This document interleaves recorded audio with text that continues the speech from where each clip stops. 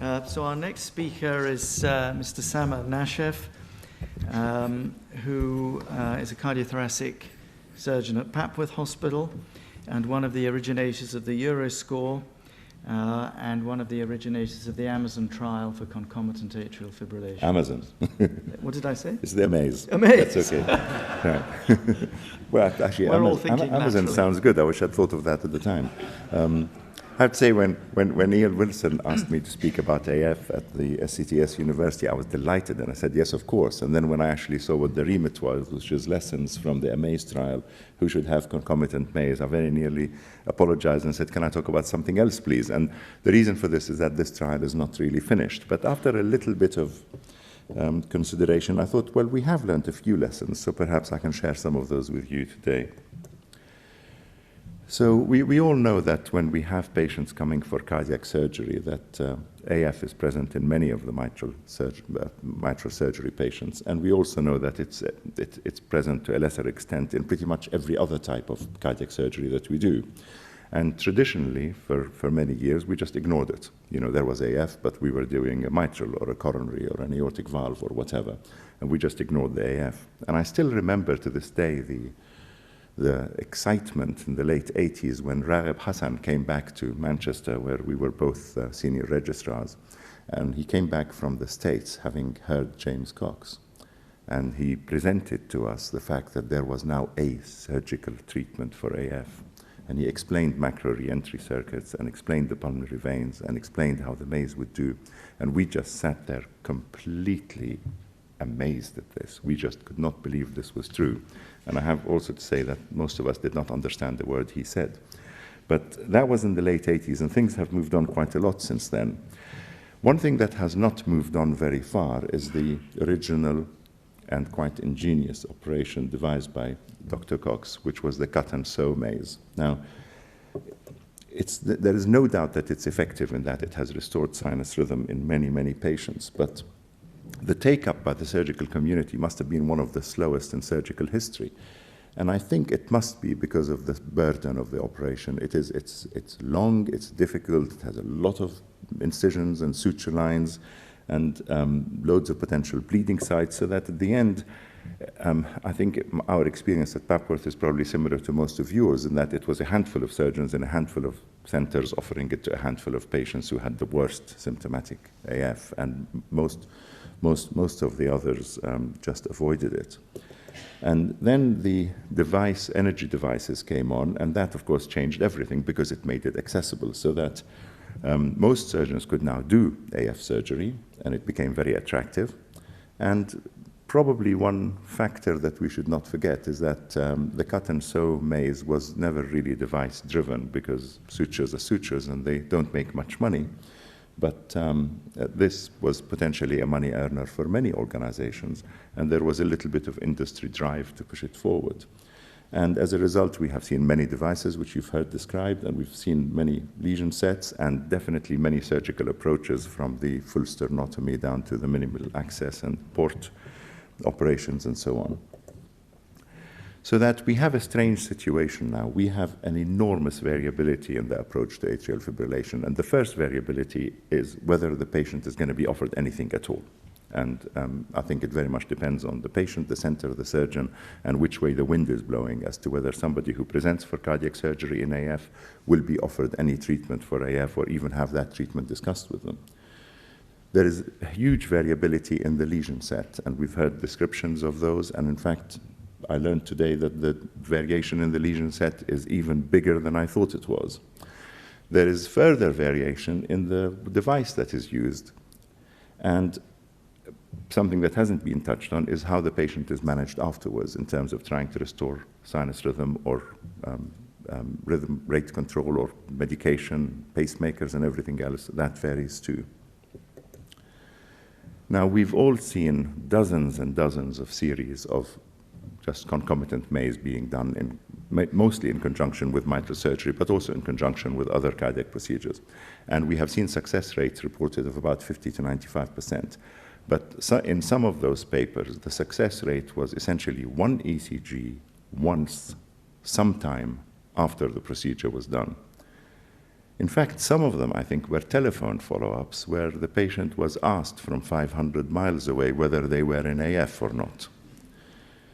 There were very, very few evaluations of survival and quality of life in relation to the procedure, and even fewer evaluations of something we've heard just now, which is the AF burden, which is really how the patient may be in sinus rhythm on that one ECG, but what percentage of the time are they in AF? And you really can't do that without some form of Holter monitoring or a loop device. So the Amaze trial was set up to answer a very, very simple question. Many people are adding an energy source maze to their heart operation when they see patients in AF. So does that make a difference to the patient? In the long term, does this actually have an impact on outcomes that matter to the patient?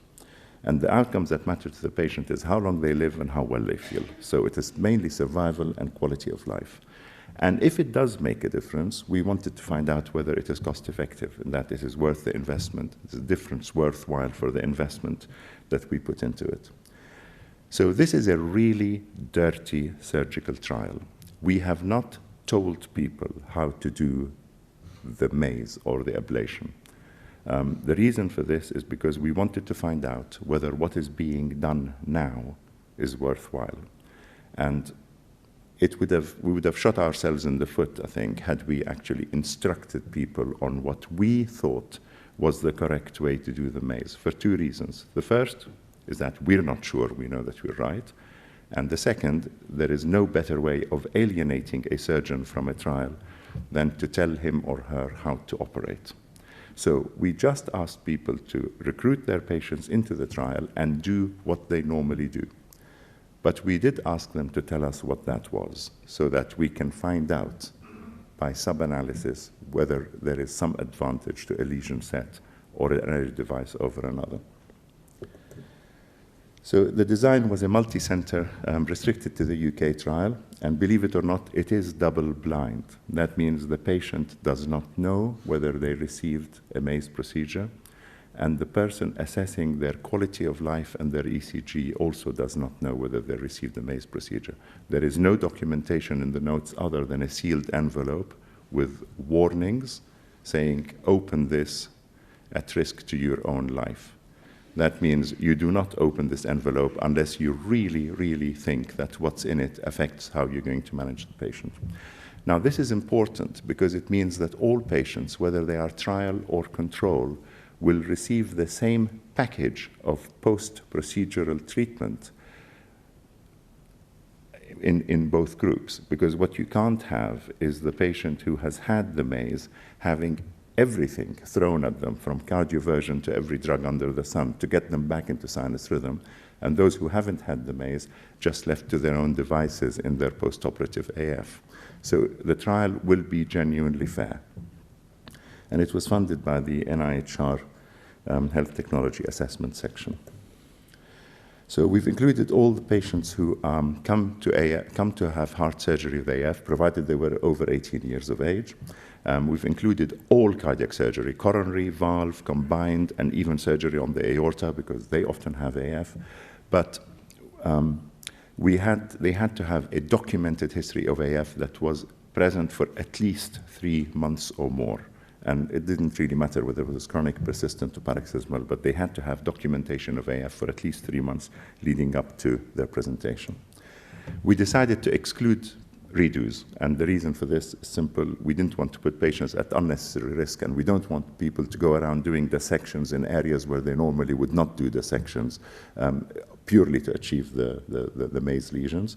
We excluded off-pump surgery, again for obvious reasons, because it's difficult to for your average surgeon to achieve the complete lesion sets that they would like to achieve. And we excluded patients who are unlikely to be available for follow-up for more than 2 years, which basically means 90-year-olds or more, unless you really thought they're going to live a long time. Those deemed incompetent to consent. So the primary outcomes, the second outcome was our primary outcome. We wanted the clinical effectiveness measured by survival and quality of life to be the primary outcome. In fact, when we first presented it to the HTA, return to sinus rhythm was a secondary outcome. They didn't like this. They felt that as it's a treatment for AF, return to sinus rhythm should be a primary outcome, so we had to include it as a secondary primary outcome.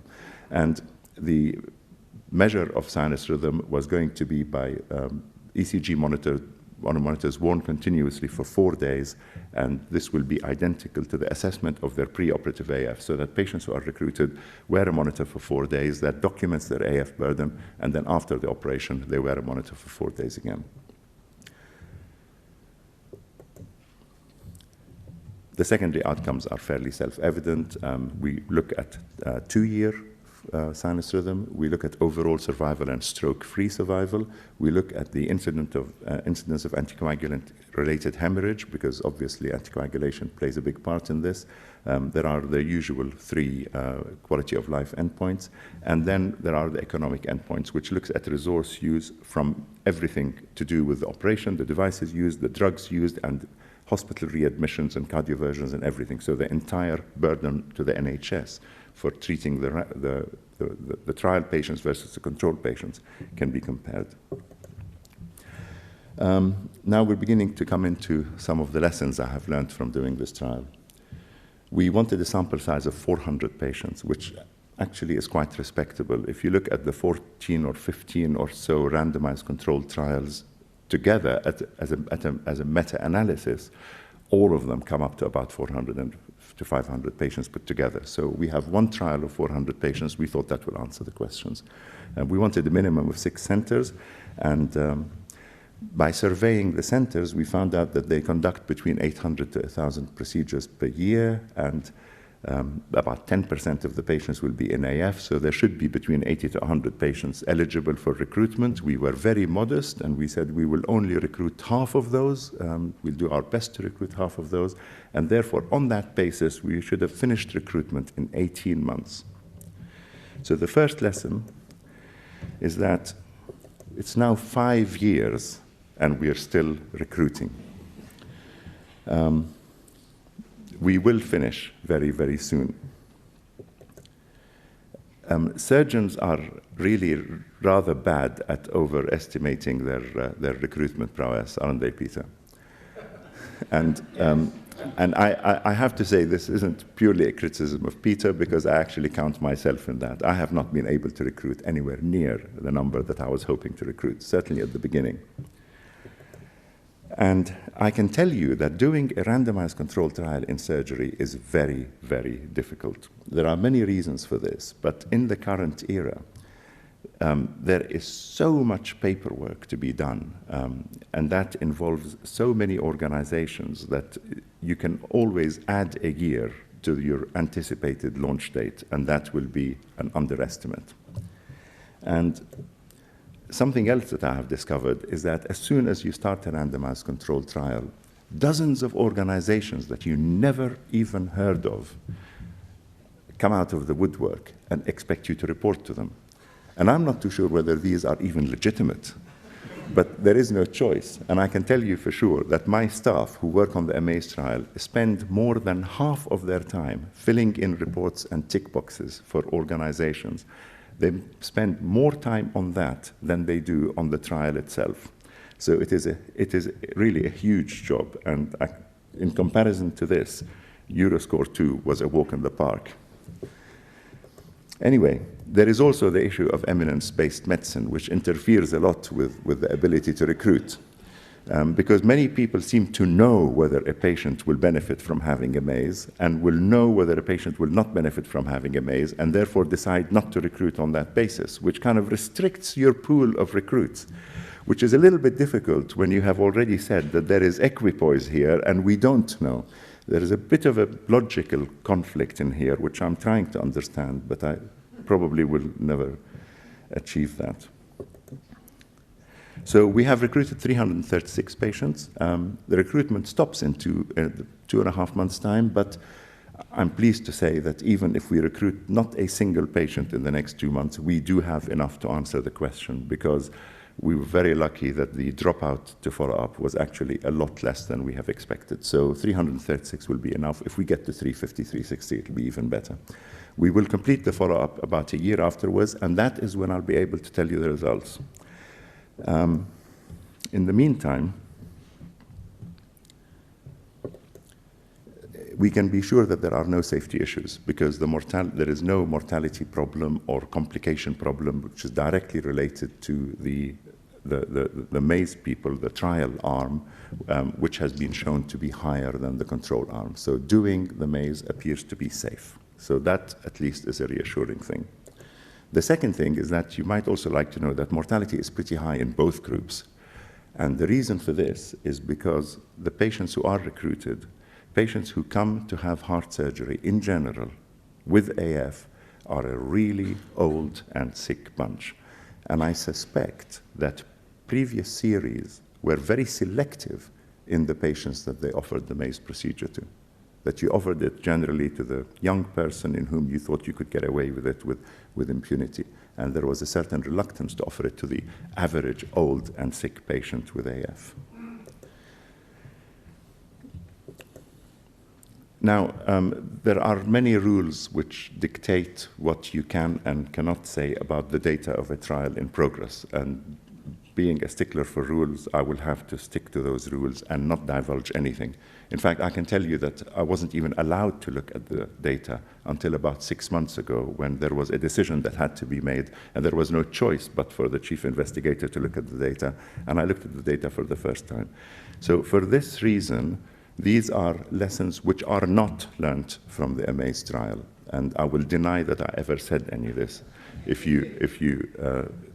you challenge me later. So this has nothing to do with the Amaze trial. But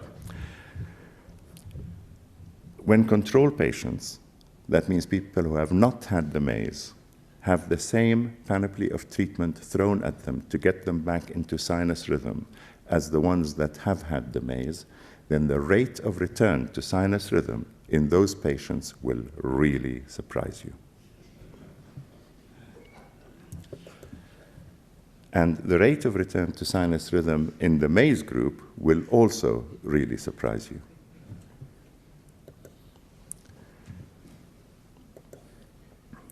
It is also possible that there is a wide range of success rate in return to sinus rhythm, and that range, the width of that range, is dependent on the operator. And it is also possible that the operator difference may be related to the volume of cases that are done by that individual surgeon, and also related to the completeness of the lesion set. Now, there is a subsidiary question to this, and that is, do we know whether if we get the patient back into sinus rhythm, we have anything better than a pretty-looking ECG? And this is something else that we're looking into because the Amaze trial gives us a fantastic substrate for this. So the HESTER study will look at whether atrial function is restored in these people. And it's a very clever study because one of my colleagues came up with the great idea that you take the patients who have got sinus rhythm through having had Amaze, and then you compare them to patients who have had exactly the same operation, be it mitral, coronary, combined, whatever, same age, same time, same surgeon, same risk profile, but whose sinus rhythm was God-given. And we want to see, is there a difference in atrial function between the two? So the question that we're asking is, how many actually get any sort of atrial function after a concomitant Amaze? And of the ones which ones are they who get? Is it the mitral? Is it the aortics? Is it the cabbages? We don't really know. Which are the ones that are more likely to get a functional atrium? And how effective is that function in comparison to somebody whose atrial function is normal? Always has been there, and the only thing they've had is a heart operation. And that study is ongoing, and it's about halfway through, and I think it will be able to answer the question, perhaps, about anticoagulation in the long term.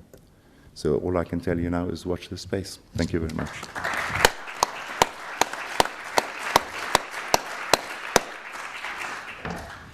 Thank you very much for that very entertaining and excellent presentation.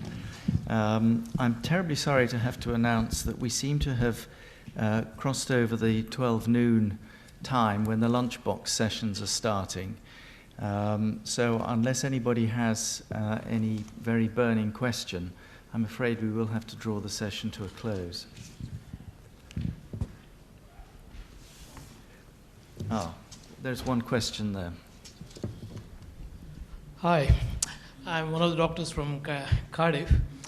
One of the outcomes I was expecting myself from this session is just to find out from across the board really, how many of we are able to tell a patient that he can come off warfarin anticoagulation as a primary treatment after instituting this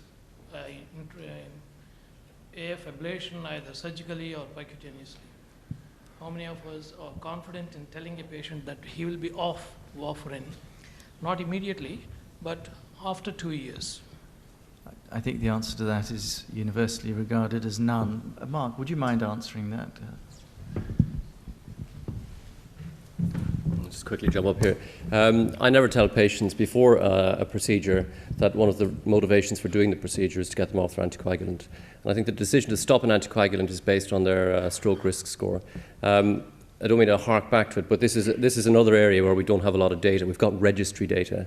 People don't report strokes. You don't follow up every single patient that's had an ablation, so you don't really know what your stroke incidence after an AF ablation is. So I think the safe thing to do is to continue warfarin as you would have used it before the procedure. So anyone with a CHA2-VASc score of 2 or more, continue warfarin. And over a period of time, and I usually have this conversation with patients about a year out, discuss with them where the field is going and what the new data are showing. Patients don't want strokes.